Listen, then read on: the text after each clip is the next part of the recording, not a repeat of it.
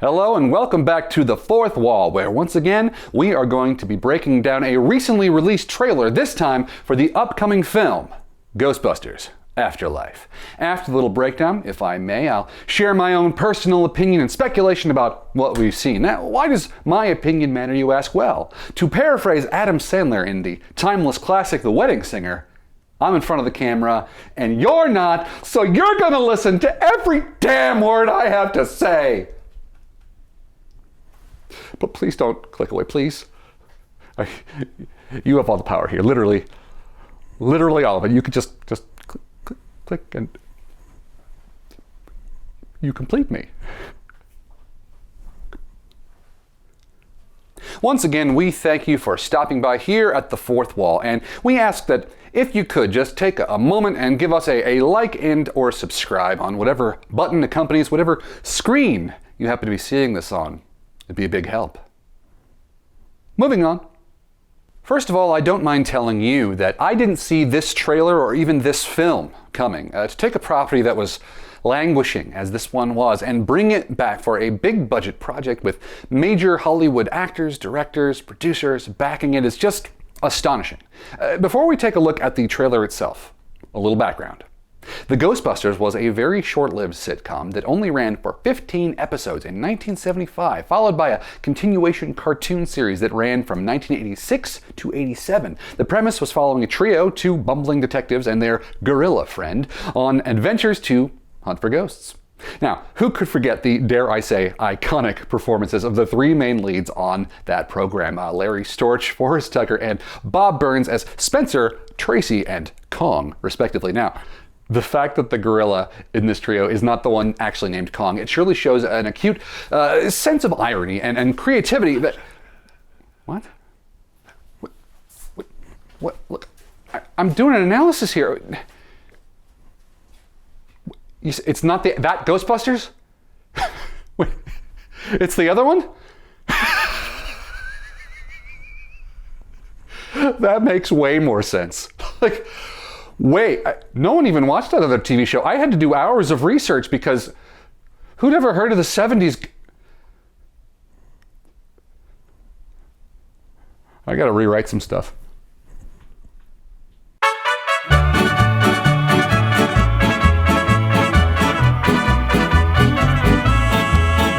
And we're back. Okay, sorry about that. Just a little miscommunication. Now, I did more research and I rewrote my thoughts entirely, top to bottom. It took a lot of time, but I take my work seriously here at The Fourth Wall. All right, now back to the task at hand, discussing the upcoming film, Ghostbusters, Afterlife. Now, first of all, I don't mind telling you that I did not see this trailer or even this film coming. I realized that Ghostbusters was a much beloved property back in the 80s with a hugely successful film, a sequel that is divisive, to say the least, among the fans. Still, there was a number of cartoon series that endeared children to the idea of busting ghosts for generations.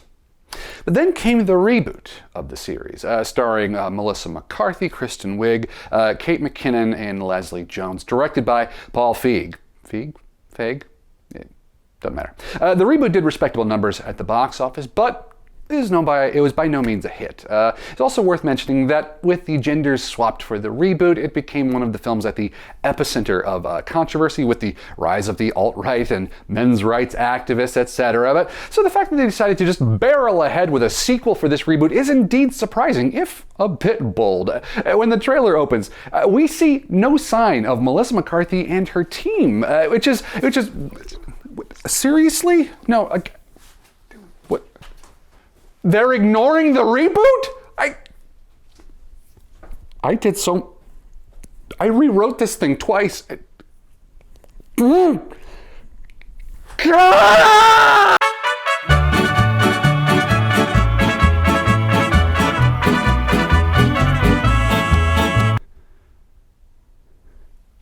First of all, I don't mind telling you that I didn't see this trailer or even this film coming. It isn't often that we see a true continuation of a series that last hit theaters in 1989. Got the right one this time? Our trailer opens up as a car drives across a beautiful country road. We meet one of our main cast in Finn Wolfhard of Stranger Things fame, as he tells us that his family is moving to this remote town because they're broke, and the only thing of value that his family owns is a farmhouse. We see the teens out having fun when all of a sudden eerie sounds start coming up from beneath them, followed by what looks like a trail of green energy that just goes flying past. We then hear the voice of America's sweetheart, Paul Rudd, as he explains peculiar phenomena that have been occurring in a place where no earthquakes should be happening, they are. Daily. We then hear the voice of McKenna Grace as we see images of her moving blocks on a wooden wall like a puzzle as she discovers and presents to Paul Rudd a ghost trap. We then learn that there hasn't been any ghost sightings at all since the 80s. When that all went down, Rudd explains, it was like The Walking Dead. Grace explains that her dad is no longer in her life, just her mother. We then see images of her sliding down a pole in a dark room and finding a real PKE meter, the device used in the original films to track and detect paranormal activity. The meter starts to activate as though it detects something. Grace says that her grandfather passed away and her mother and her were tasked with going through his things, where she apparently found these iconic items. Perhaps she comes from a Venkman, Stantz, Spengler, or Zeddemore? Probably, right? We then see smash-cut images of the ghost trap in Paul Rudd's hands begin to glow as he drops it to the ground. We see Grace opening up hidden closets to find racks of OG Ghostbusters uniforms. We hear a voiceover of what sounds like Peter Venkman's quote in the original film about luck, karma, and how he believes things happen for a reason. These words echo as we see our young heroes sneaking into the farmhouse to find the original Ecto-1 from the 80s, and then they unveil it as the music swells and then cuts to silence. We then see the trailer smash cut between shots of the teens driving the Ecto, speeding through fields, discovering a hidden gunner seat, to them firing off a proton pack as they appear to be chasing a ghost through the town. Then we cut to the title, Ghostbusters, Afterlife.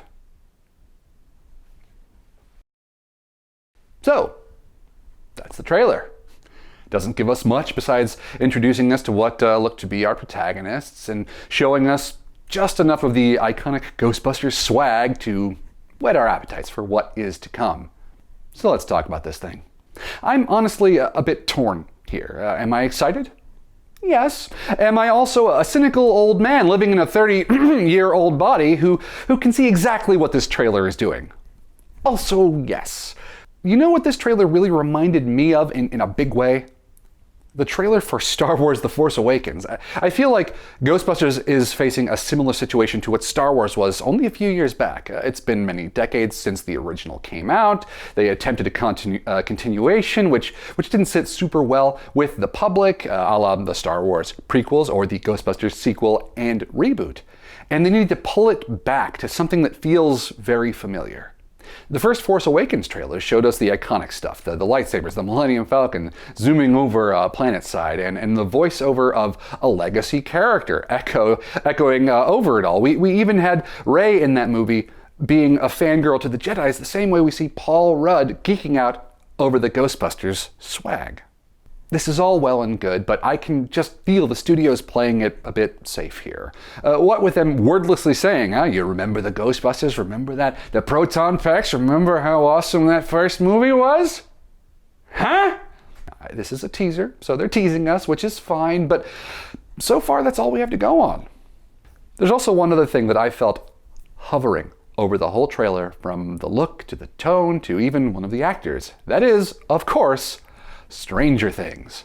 Good Lord, this thing looks like it could have happened 2 towns over from Hawkins, Indiana. Now, as I said, even Finn Wolfhard showed up for this thing. And by the way, how cool is that name?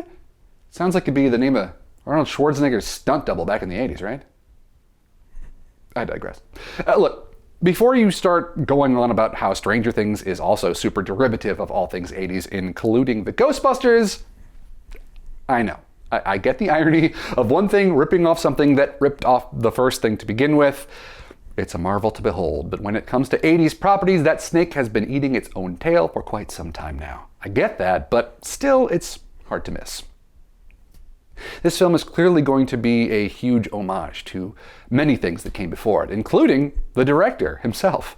Jason Reitman, if that name sounds familiar, it's because he is literally the son of the original director of Ghostbusters 1 and 2, Ivan Reitman. Now, Jason Reitman is no slouch in the director's chair, as he has directed a couple of my favorite comedies of the last 20 years or so, with films like Juno and fantastic satire and criminally underseen film Thank You for Smoking.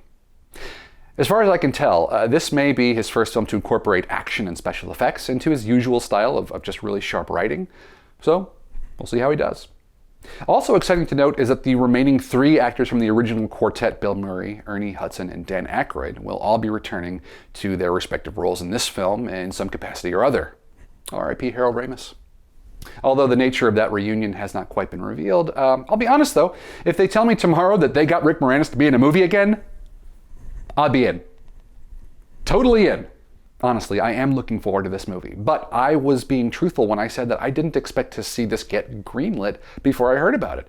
The last attempt with the reboot, it didn't do gangbusters, but I thought that they may have done a sequel there. Instead, we are getting a 30 years later continuation from the original 80s film. Let's not forget that Ghostbusters 2 isn't exactly universally acclaimed. Quite the opposite, in fact. Now, I think that the movie is fine, but certainly it didn't recapture the lightning in the bottle like the first film. Still, Ghostbusters is one of these properties that was so iconic, so successful. It's the highest grossing film in 1984. So cool of an idea that it makes sense that people would come back for more, even after some, shall we say, less than stellar efforts.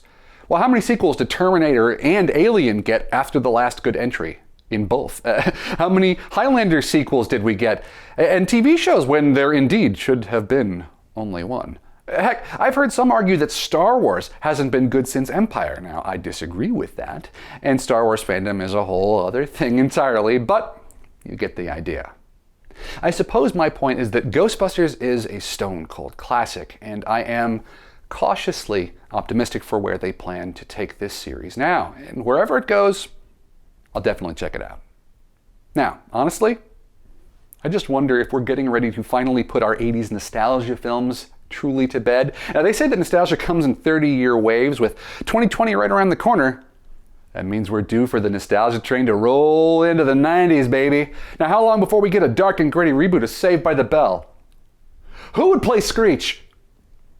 If anything, just please give us a live-action film based on the amazing 90s cartoon gargoyles. Pretty please, Disney. You can do it. Anyway, that's all from me on the trailer for Ghostbusters Afterlife, coming to theaters July of 2020. You excited for this thing?